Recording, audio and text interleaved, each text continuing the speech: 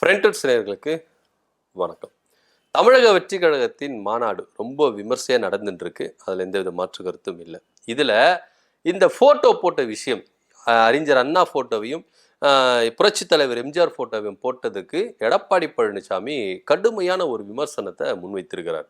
திடீர்னு ஏன் தமிழக வெற்றி கழகத்தை இந்த அளவுக்கு விமர்சிக்கணும் அப்படின்ற ஒரு கேள்வி இங்கே எழுப்பப்படுது. ஏன்னா இதே எடப்பாடி பழனிசாமி தான் தமிழக வெற்றி கழகத்தையும் விஜயை பற்றியும் விமர்சிக்க கூடாது அப்படின்ற ஒரு கருத்தை முன்வைத்தாங்க. ஆனா இங்க இதே இபிஎஸ் இன்னைக்கு கடுமையா விமர்சிச்சிருக்காரு. வரவன் போறவன் எல்லாருமே அதிமுக தலைவர்களை போட்டோவை யூஸ் பண்ணிக்கிறாங்க.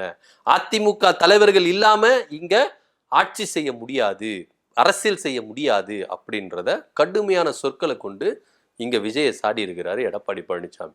உண்மையிலே எடப்பாடி பழனிசாமிக்கு என்ன ஆச்சு? ஏன் விஜய் அவர்களை இந்த அளவுக்கு கடுமையாக விமர்சிக்கணும்? அதுவும் போட்டோ போட்டதுக்கு இப்படி கடுமையாக விமர்சிக்கணுமா? ஜனநாயகன் படத்துல ஒரு போஸ்டர் ஒன்று ரிலீஸ் ஆச்சு, நான் ஆணையிட்டால் அப்படின்னு. எங்கள் வீட்டு பிள்ளையில எம்ஜிஆர் அவர்கள் சாட்டையை சுழற்ற மாதிரி ஜனநாயகன் படத்துல விஜய் அவர்கள் சாட்டையை சுழற்றி நான் ஆணையிட்டால் அப்படின்ற டைட்டிலோட இங்க ஒரு போட்டோ ரிலீஸ் ஆயிடுச்சு. அப்பெல்லாம் இதே எடப்பாடி பழனிசாமி வாயை பொத்திக்கிட்டு இருந்தார். ஏன்னா கூட்டணிக்குள்ள வந்துருவாங்க அப்படின்ற ஒரு நோக்கத்துல அவங்க செயல்பட்டு இருந்தாங்க. அதனாலேயே இங்க என்ன பண்ணாங்க, பொறுமையா போயிருந்தாங்க. இவ்வளவு ஏன் ஆதவர்ஜனா எடப்பாடி பழனிசாமிய மைண்ட் வாய்ஸ்ன்னு நினைச்சு ஓப்பனாவே பேசிட்டாரு. எடப்பாடி பழனிசாமி எல்லாம் ஒரு ஆளா, அவரை நம்பி எல்லாம் கூட்டணி எல்லாம் வரத்துக்கு இங்க யாருமே தயாரா இல்லை அப்படின்னு சொல்லிட்டு ஓப்பனாவே பேசிட்டாரு. அப்ப கூட நம்ம எடப்பாடி பழனிசாமிக்கு ரோசெல்லாம் வரவே இல்லை, அப்படி அமைதியா தான் இருந்தாரு.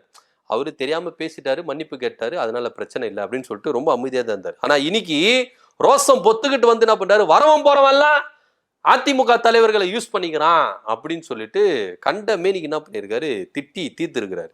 உண்மையிலேயே இங்க என்ன நடந்தது அப்படின்னா, பாஜக அதிமுக கூட்டணியில தமிழக வெற்றி கழகம் உள்ள வர்றதுக்கு தயாராகவே இல்லை. அவங்க ஒரே ஸ்டாண்டில் இருக்கிறாங்க, வேண்டாம், கொள்கை எதிரி பாஜக கூட கூட்டணியில் இருக்கிற கட்சிகள் கூட நாங்க சேர்த்துக்க மாட்டோம்.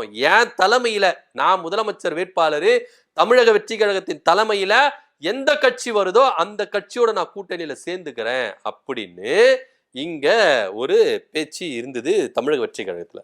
சோ இப்போ எப்படி இருந்தாலும் எலவுக்காத்த கிளி மாதிரி தமிழக வெற்றி கழகம் இங்க பாஜக கூட்டணியில வந்துரும் வந்துரும் வந்துரும் அப்படின்னு சொல்லிட்டு ரொம்பவே நம்பிட்டு இருந்தாரு எடப்பாடி பழனிசாமி. ஆனா இப்ப இங்க நிலைமையே வேற.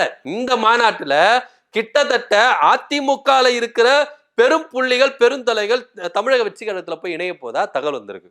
இதன் அடிப்படையில தான் ஆட்ட கடிச்சு மாட்ட கடிச்சு கடைசியில மனுஷனை கடிச்சிட்டிய செவ்வாழ அப்படின்ற மாதிரி அதிமுக மடியிலே என்ன பண்ணிட்டாப்புல விஜய் அவர்கள் கையை வச்சுட்டாரு. இப்போ அதிமுக ஓட்டுகளை தான் பக்கம் இழுத்துக்கணும் அப்படின்ற ஒரே காரணத்துக்காக வரலாறு திரும்புகிறது அப்படின்ற ஒரு டைட்டிலோட ஒரு பக்கம் அறிஞர் அண்ணா, இன்னொரு பக்கம் புரட்சி தலைவர் எம்ஜிஆர் அவர்கள், நடுவுல விஜய் அவர்கள் கை அப்படி வச்சுட்டு வாங்க அப்படின்னு கூப்பிடுற மாதிரி ஒரு போஸ்டர் போட்டு அதிரடி கிளப்பியிருக்காரு. இதுல அர்த்தம் என்ன அப்படின்னா, திமுக இருக்கிறவங்களும் அதிமுக இருக்கிறவங்களும் தாராளமா என் தலைமையில வந்து என்ன பண்ணலாம், கட்சியில சேர்ந்துக்கலாம், வாங்க, நாங்க திமுகவுக்கும் எதிரி கிடையாது, அதிமுகவும் எதிர் கிடையாது.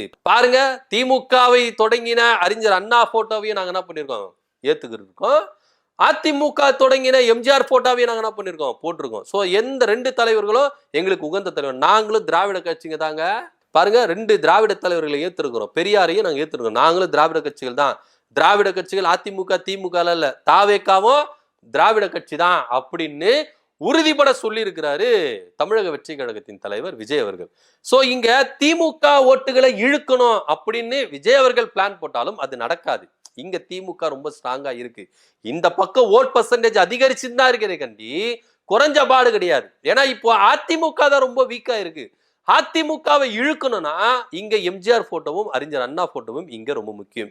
ஏன் எம்ஜிஆர் போட்டோவும் அறிஞர் அண்ணா போட்டோவும் வச்சிருக்கிறாரு அப்படின்னா, அறிஞர் அண்ணாவை முருகர் மாநாடுல எந்த அளவுக்கு இழிவுபடுத்தணுமோ இழிவுபடுத்தினாங்க. அப்போ அதிமுக முன்னாள் அமைச்சர்களா கையை தட்டி என்ன பண்ணாங்க, அந்த வீடியோவை ரசிச்சிருந்தாங்க. அதுக்கப்புறம் பெரும் சர்ச்சைகள் எழும்பிடுச்சு.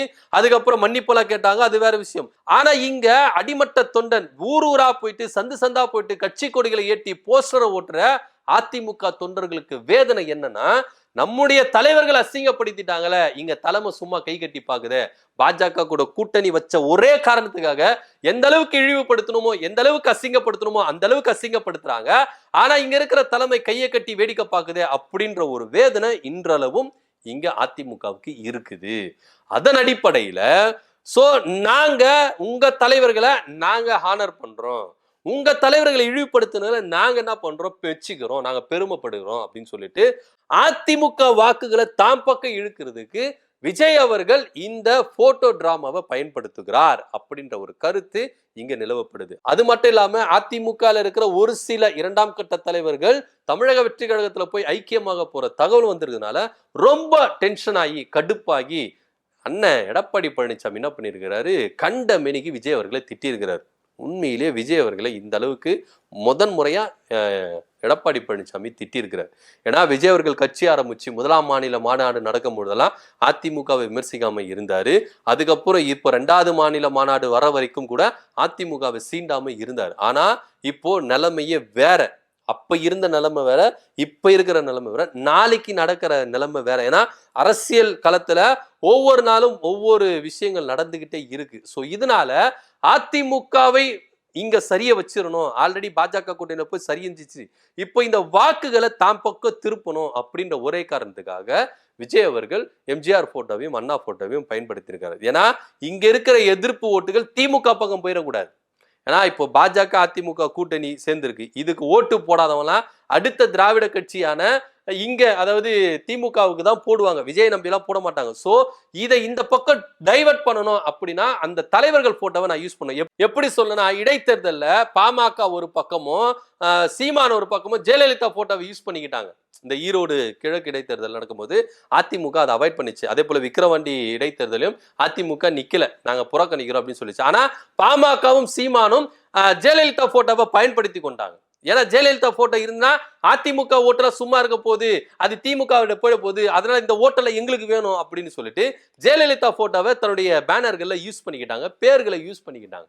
அது போலதான் இப்போ விஜய் அவர்களும் இந்த மாநாட்டுல வரலாறு திரும்புகிறது வா நண்பா அப்படின்னு எம்ஜிஆர் போட்டோவையும் அண்ணா போட்டோவையும் இங்க போடுது. எம்ஜிஆர் காலத்துல எப்படி ஆட்சி செஞ்சாரோ, அண்ணா காலத்துல எப்படி ஆட்சி செய்தாரோ அந்த வரலாறுகளை நான் கொடுக்கிறேன், வரலாறு திரும்புகிறது வாங்க அப்படின்னு விஜய் அவர்கள் அழைக்கிறார் அப்படின்ற ஒரு பேனரோட இங்க போஸ்டர் போட்டிருக்காங்க. இதன் காரணமாகத்தான் தன்னுடைய சாம்ராஜ்யத்து மேல நான் எந்த அளவுக்கு அடிமைப்பட்டு, எந்த அளவுக்கு வெக்கத்தை விட்டு, எந்த அளவுக்கு நான் அடிமையா போய் இந்த சாம்ராஜ்யம் நான் வளர்த்துருக்கேன், இதை நீ சரிக்க பாக்குறியா அப்படின்ற ஒரே கோபத்தினால ஐயா எடப்பாடி பழனிசாமிக்கு ரோஷம் கோபம் என்ன பண்ணியிருக்கிறாரு, போறவன் வரவெல்லாம் எங்க தலைவர்களை யூஸ் பண்ணிக்கிறான், எங்க தலைவர்கள் இல்லாம இங்க அரசியல் நடத்த முடியாது அப்படின்ற ஒரு விஷயத்தை எடப்பாடி பழனிசாமி எதிர்த்திருக்கிறாரு.